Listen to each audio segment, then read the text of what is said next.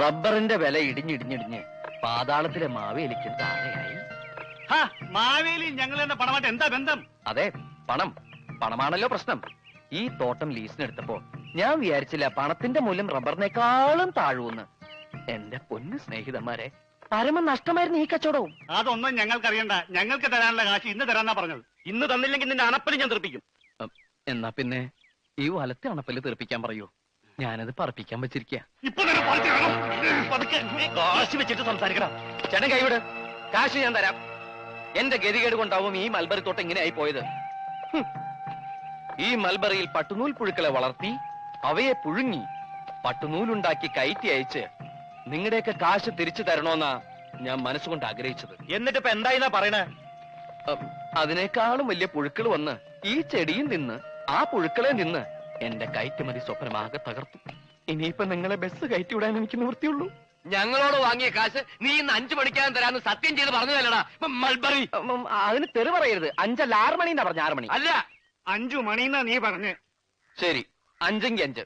Late ആവരുത്. എന്തായാലും ഒരു 15 മിനിറ്റ് മുമ്പ് എത്തിക്കോളൂ. ആ പിന്നെ സ്ഥലം എവിടെയാണെന്നറിയോ? കടലിലേക്ക് നീണ്ടെടുക്കുന്ന പാലം. കടൽപ്പാലം.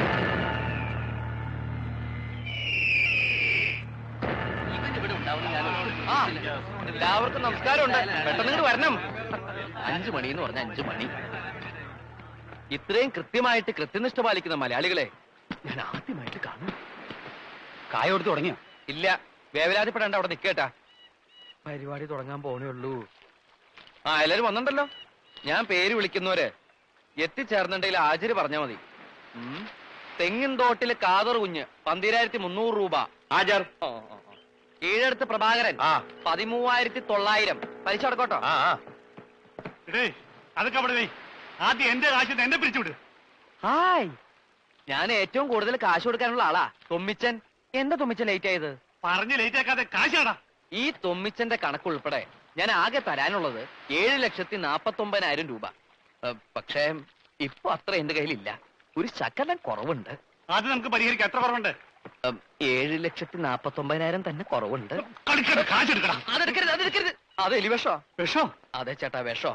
പൊട്ടാസ്യം സൈനൈഡ് വാങ്ങിക്കാൻ കപ്പാസിറ്റി ഇല്ലാത്തതുകൊണ്ട് ഇതുമായിട്ട് നടക്കുന്നേ ഉള്ളൂ. ഏത് നിമിഷം എനിക്കിത് അത്യാവശ്യമായിട്ട് വന്നേക്കും. വലിച്ചെറിഞ്ഞ് കളയണോ അത്? കണ്ട, ചാകാൻ പോലും നിങ്ങൾ സമ്മതിക്കില്ലെന്ന് എനിക്കറിയാം. എന്ന് വെച്ച് ദേ എനിക്ക് ആരോടും ദേഷ്യമില്ലാട്ടോ. വന്നിട്ട് കുറെ നേരമായോ? ഒരവസരത്തിൽ അല്ലെങ്കിൽ മറ്റൊരവസരത്തില് നിങ്ങൾ എല്ലാവരും എന്നെ സഹായിച്ചിട്ടുണ്ട്. ഞാൻ ആരെയും വഞ്ചിക്കില്ല. എല്ലാവരുടെ പണവും കൃത്യമായിട്ട് കിട്ടും. ഒരുപാട് സ്ഥാപനങ്ങൾ ഞാൻ തുടങ്ങി. ഒന്ന് പൊട്ടുമ്പോ അടുത്തേൽ രക്ഷപ്പെടാന്ന് കരുതി. പക്ഷെ എല്ലാം പൊട്ടി. അങ്ങനെ അവസാനം ഞാൻ ഒരു പടക്ക കമ്പനി തുടങ്ങി. അതാണെങ്കിൽ പൊട്ടിയുമില്ല. അപ്പൊ അതെങ്ങനെ ഉണ്ടല്ലോ. അത് വിറ്റിട്ട് എന്റെ കാശിങ് താടാ. പൊട്ടാതിരുന്നത് പടക്കമാണ് ചേട്ടാ. പടക്കം പൊട്ടാതായപ്പോ ആ കമ്പനിയും പൊട്ടി. എന്റെ അച്ഛൻ എന്നെ കുറിച്ച് എപ്പോഴും പറയും, എന്റെ പേര് ഗിന്നസ് ബുക്കിൽ വരുമെന്ന്. ശരിയാ, ഇത്ര ചെറുപ്പത്തിലെ ഇത്രയും വലിയ കടക്കാരനായ ചെറുപ്പക്കാരൻ ചിലപ്പോ ഞാൻ മാത്രമേ ഉണ്ടാവൂ. മനഃപൂർവ്വമല്ല, സംഭവിച്ചുപോയി. ഇനിയിപ്പോ എന്റെ മുമ്പിൽ ഒരു വഴിയേ കാണുന്നുള്ളൂ. ഒന്നെങ്കിൽ നിങ്ങൾ എനിക്ക് 5 വർഷത്തെ സാവകാശം തരണം, അല്ലെങ്കിൽ ഞാൻ ഈ കടലിൽ ചാടി ചാകണം. ആ വേല ഞങ്ങളോട് വേണ്ട മോനെ. അങ്ങനെ നീ ചാടുന്നെങ്കിൽ ചാടെ. എന്റെ കാശ് ഞാൻ ഉപേക്ഷിച്ചേക്കാം. ചാടാം. ഞാനൊരു വലിയ തുകയ്ക്ക് ഇൻഷുറൻസ് പോളിസി എടുത്തിട്ടുണ്ട്. അത് താമസിയാണ്ട് കിട്ടും. കിട്ടണമെങ്കിൽ നിങ്ങൾ എനിക്കൊരു വാരം ചെയ്യണം. നമ്മളിങ്ങനെ സംസാരിച്ചോണ്ട് നിൽക്കുമ്പോ ഞാൻ അറിയാണ്ട് കാല് തെറ്റി കടലിൽ വീണതാണെന്ന് പറയണം. അപകട മരണം ആവുമ്പോ ഇൻഷുറൻസ് തുക ഇരട്ടി കിട്ടും. അതും കൊണ്ട് എന്റെ അച്ഛൻ നിങ്ങളുടെയൊക്കെ കടം വീട്ടും. മോനെ ഉണ്ണി, ഇത് നമ്മളോട് വേണ്ട. ഈ നമ്പർ ഒന്നും നമ്മളെടുത്തെടുക്കണ്ട. ഇതൊരു നമ്പറാ, അവസാനത്തെ നമ്പർ. ജീവിക്കാൻ കൊതിയിലഞ്ഞിട്ടല്ല, വേറൊരു മാർഗമില്ലഞ്ഞിട്ടാ. എന്നെ അടുത്തറിയാവുന്നവര് സമ്മതിക്കും എന്റെ ഈ തീരുമാനം ശരിയായിരുന്നു.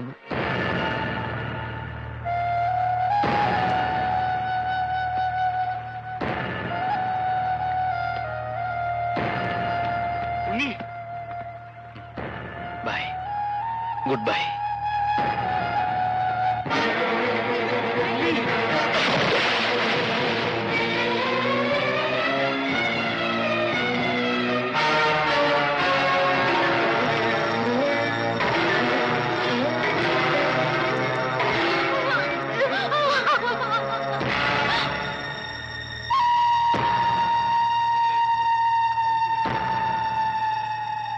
അച്ഛാ, ആരോ കാണാൻ വന്നിരിക്കണു. ഇപ്പൊ ഒരു മാർക്കിടുക. എന്താടോ? ഞങ്ങള് മാഷെ കാണാൻ വന്നതല്ല, ഉണ്ണിയെ കാണാൻ വന്നതാ. അതെ, എന്നെ കാണാൻ വന്നതാ. അച്ഛനെ കൂടി കാണിക്കാന്ന് വിചാരിച്ചു വിളിച്ചതാ. ഞാനെന്താ അഭ്യാസം പഠിച്ച കുരങ്ങോ മറ്റോ ആണ് വരുന്നവരെയും പോകുന്നവരൊക്കെ വിളിച്ച് കാണിക്കാൻ? അയ്യോ, അച്ഛന് ഇയാൾ അറിയില്ലേ? നമ്മുടെ പെരുമ്പോട്ടയിലെ സെൽവൻ. ആ, ചെമ്മീൻ കെട്ട് നഷ്ടത്തിലായപ്പോ ഈ സെൽവൻ എന്നെ സഹായിച്ചത്. പലിശ അടക്കം 10,40,000 ചില ഉറുപ്പിക ഞാൻ ഇയാൾക്ക് കൊടുക്കാനുണ്ട്. അവധി പറഞ്ഞ് ഞാൻ മടുത്തു. ഇപ്പൊ ഇയാൾക്കെന്നെ തീരെ വിശ്വാസമില്ലാണ്ടായിരിക്കണു. അച്ഛൻ ഇപ്പൊ കാശ് കൊടുക്കണ്ട, ഒരവധി പറഞ്ഞാ മതി, അയാള് സമ്മതിക്കും. ഒരവധി പറയാനും കൃത്യമായിട്ട് മുങ്ങാനും നിന്റെ അത്രയും കഴിവ് എനിക്കില്ലടാ മോനെ. അത് ഇയാൾക്കും അറിയാം. അതുകൊണ്ടല്ലേ അച്ഛൻ പറഞ്ഞാ സമ്മതിക്കാന്ന് പറഞ്ഞത്. അച്ഛൻ എന്നെ ഒന്ന് സഹായിക്കണം, അല്ലെങ്കിൽ ഞാൻ തൂങ്ങിച്ചാവേണ്ടി വരും.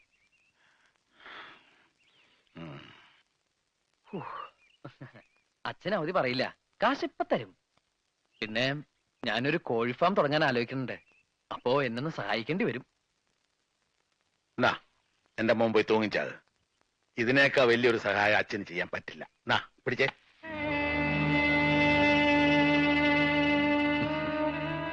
നിനക്ക് താഴെ 2 പെൺകുട്ടികളുണ്ടെന്നുള്ളത് ഓർക്കാതെ കയ്യിലുള്ളതും കൂടി ഞാൻ നിനക്ക് വേണ്ടി ചെലവാക്കിയത്. എന്തിനാ? ഒരു കരപറ്റി കാണാൻ. എന്നിട്ടിപ്പൊ നാട് മുഴുവൻ കടുവാക്കി മനുഷ്യന് പുറത്തിറങ്ങി നടക്കാൻ വയ്യാണ്ടായില്ലേ? ഇപ്പൊ വീട്ടിലിരിക്കാൻ വയ്യാണ്ടായി. ഒന്നിനും കഴിവില്ല. നീ പറഞ്ഞില്ലേ തൂങ്ങിച്ചാവുമെന്ന്? അത് തന്നെയാ ശരി. അതിന് 100-ൽ 100 മാർക്ക്.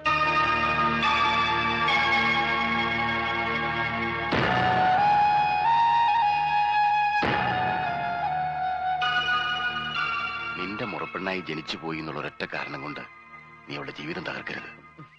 അമ്മാവൻ എന്തൊക്കെയാ പറയണേ? ഞാൻ എന്തെങ്കിലും നിങ്ങൾക്ക് ആർക്കെങ്കിലും ഒരു തടസ്സമായിട്ട് നിന്നുണ്ടോ? സുജിക്ക് നല്ലയിടത്തുനിന്ന് ഒരു ബന്ധം ആലോചിച്ചോളൂ. നമുക്ക് എല്ലാവർക്കും കൂടി അത് നടത്താം. എല്ലാറ്റിനും മുമ്പിൽ ഞാൻ ഉണ്ടാവും. എന്താ പോരെ? അതിനവള് സമ്മതിക്കണ്ടേ? നിന്നെ മാത്രമേ വിവാഹം കഴിക്കോളൂ എന്ന് പറഞ്ഞ് അവൾ ഒറ്റക്കാലിൽ നിൽക്കാൻ തുടങ്ങിയിട്ട് വർഷം എത്രയായി? അവളെ കുറ്റം പറഞ്ഞിട്ട് കാര്യമില്ല മാവ. ഓർമ്മ വെച്ച കാലം മുതല് ഞാൻ അവളുടെ ആണെന്നും അവൾ എന്റേതാണെന്നും കേട്ടല്ലേ വളർന്ന്. ശരിയാണ്, അങ്ങനെ ഒരു ആഗ്രഹം ഞങ്ങൾക്ക് എല്ലാവർക്കും ഉണ്ടായിരുന്നു. പക്ഷെ നീ വളർന്ന് ഇത്രയും വലിയൊരു തല്ലിപ്പൊളിയാകുമെന്ന് ഞാൻ അറിഞ്ഞോ? അമ്മാവന് ആലോചനകളൊക്കെ തുടങ്ങിക്കോളൂ.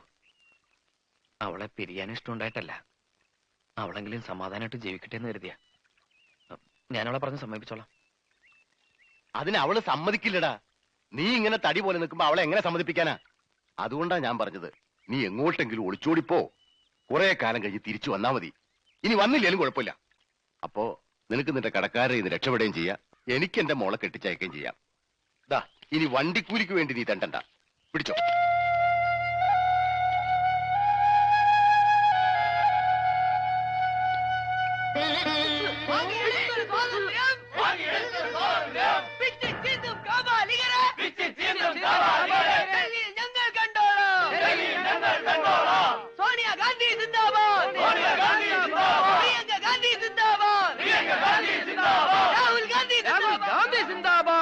എന്താ ജാഥയിലൊക്കെ ഉണ്ണിട്ട് രാഷ്ട്രീയ പ്രവർത്തനം തുടങ്ങിയോ? ഏയ്, രാഷ്ട്രീയ പ്രവർത്തനമൊന്നുമല്ല.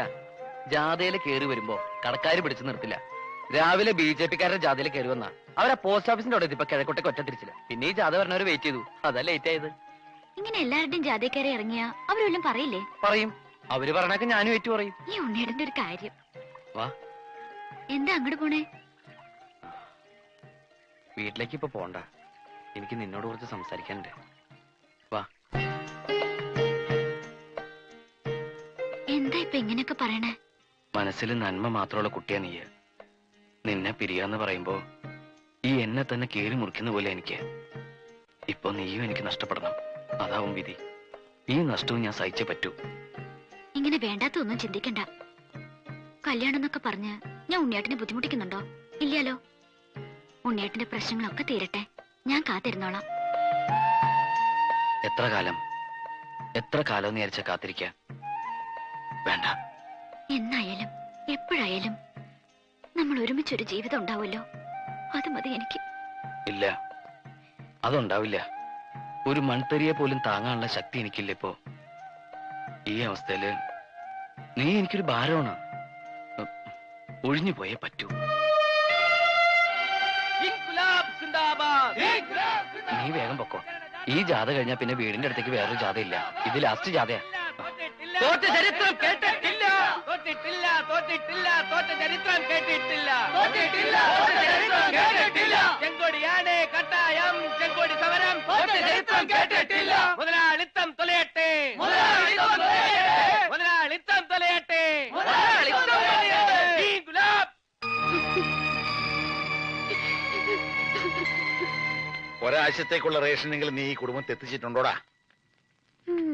ഈ ചോദ്യം ഇനി ചോദിക്കരുത്. ദേ, ഒരാഴ്ചത്തേക്കുള്ള റേഷനും ഒരു ദിവസത്തെ കറിക്കുള്ളതും ഉണ്ട്.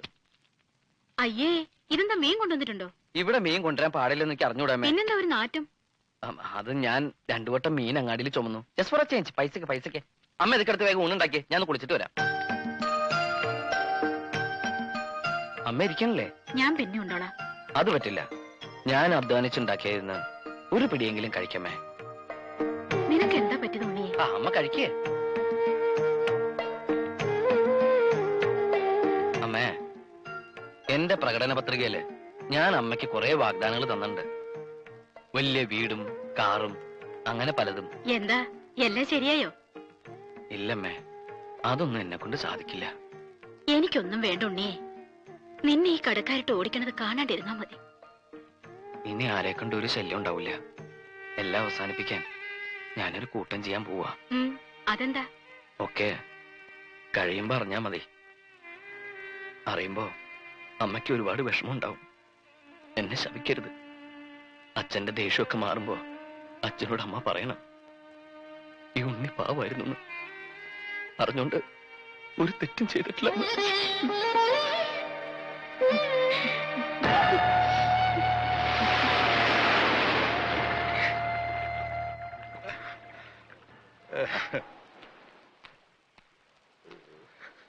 മാഷ വീട്ടിലേക്ക് കൊണ്ടുപോയിക്കോളൂ. ബോട്ടുകാരൊക്കെ തിരച്ചിൽ നിർത്തി. പതിവില്ലാതെ നല്ല അടിയൊഴുക്കുണ്ടായിരുന്നു. അതുകൊണ്ട് ബോഡി ഉടനെ കിട്ടുമെന്ന് തോന്നുന്നില്ല.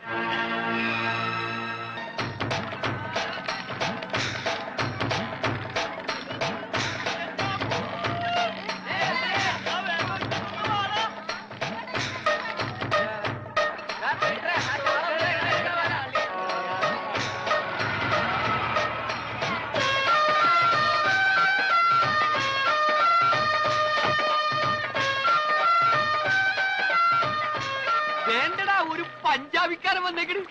ചെലപ്പോ മീൻ മേടിക്കാൻ വന്നതാവും. ഒരു 10 കിലോമീറ്റർ തുണിയെങ്കിലും തലയിൽ വലിച്ചു കെട്ടിയിട്ടുണ്ട്. അല്ല, തലയ്ക്കകത്ത് എന്തേലും വ്യാണ്ടേ? നിന്റെ അച്ഛന്റെ കോണകമൊന്നും അല്ലല്ലോ ഈ വലിച്ചു കെട്ടിയിരിക്കുന്നത്. ദേ മലയാളം പറയണ്. എടാ, നീ ഇത് ആരാണെന്നാ കരുതിയത്? ആരാടാ ഈ വരുത്തന്മാരെ? അവർക്ക് ഇവിടെ വലിയ പരിചയം പോരാ ബൈ. എടാ, നിങ്ങളെക്കാൾ നന്നായി മലയാളം പറയാൻ ഞങ്ങൾക്കറിയാം. ഞങ്ങൾ ഈ നാട്ടിൽ വന്നിട്ട് 40 കൊല്ലമായി. ആശാന്റെ ഒരു 2 വരെ കവിത തെറ്റുകൂടാതെ ചെല്ലാൻ നിന്നെ കൊണ്ടൊക്കെ സാധിക്കുവോ? അത് സാധിക്കില്ല. വൈകുന്നേരമായി കഴിഞ്ഞാൽ ഞങ്ങളുടെ ആശാൻ പൂരപ്പാട്ടും തെറിയാണ്. നിന്നോടൊന്നും പറഞ്ഞിട്ട് ഒരു കാര്യവുമില്ല. എടാ എസ്തപ്പാനോസേ, ആ ഗംഗാധരൻ ഇതുവഴി എങ്ങാനും വന്നോടാ. അയ്യോ, ഭാര്യയുടെ കാശി നീ അയാൾ വന്ന് തീർത്തില്ലേ? തന്നില്ല.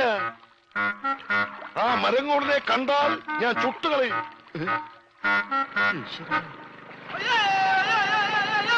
ഞാനടാ ബോട്ട് പറഞ്ഞു.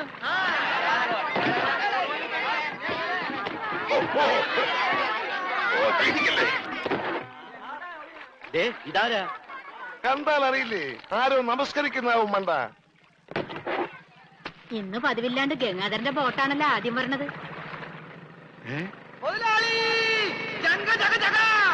എന്റെ ബോട്ട്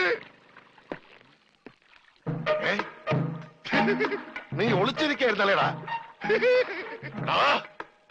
ഇങ്ങോട്ട് എഴുന്നേക്കടാ ചതിയ. അത് നോക്കി എന്റെ ബോട്ടാ വരുന്നത്. അതെനിക്കറിയാം. എന്റെ കാശാദ്യങ്ങള്. ഈ സാബാണൊരു പാവണ്. ഈ കടപ്പുറത്ത് ആദ്യമായി ഒരു ബോട്ട് വന്നിറങ്ങി എത്ര രൂപ ലേലം കൊള്ളുന്ന വിചാരം? 1.5 ലക്ഷം രൂപ. വൈകുന്നേരം കാശൊക്കെ പിടിച്ചോ. എന്നാലും കാശ് ബാക്കി നിൽക്കിയല്ലേ? കൂടി വന്ന 24 മണിക്കൂറേ ബാക്കി നിൽക്കുന്നുള്ളൂ. നാളെ രാവിലെ എന്റെ ബോട്ടാണ് ആദ്യം എടുക്കാൻ പോകുന്നത്. അപ്പോഴും കിട്ടും 1.5 ലക്ഷം രൂപ. അതും വൈകുന്നേരം ഞങ്ങൾക്ക് തരും. അപ്പൊ എത്ര രൂപയായി? 3 ലക്ഷം. 3 ലക്ഷം രൂപയല്ലോ. ഞാൻ എത്ര തരാനുണ്ട്? 2.25 ലക്ഷം. ബാക്കി എത്ര? 25,000. 25,000 രൂപ സാബ് ഇപ്പൊ ഇങ്ങോട്ട് തരണം. എപ്പ തരും? എപ്പ തരും? ഞാൻ തരാം. തരാന്ന് പറഞ്ഞ എപ്പ തരും എന്ന് പറ. ഞാൻ തരാന്ന്. എന്റെ കാശിന് വിലയൊന്നുമില്ലേ? എന്താ ഇത്? ഓക്രിത്രം പറഞ്ഞാലുണ്ടല്ലോ ഇടിച്ച് എല്ലായിടത്ത് പിച്ചാത്തി പിടിയിട്ടുള്ള ഞാൻ. ആ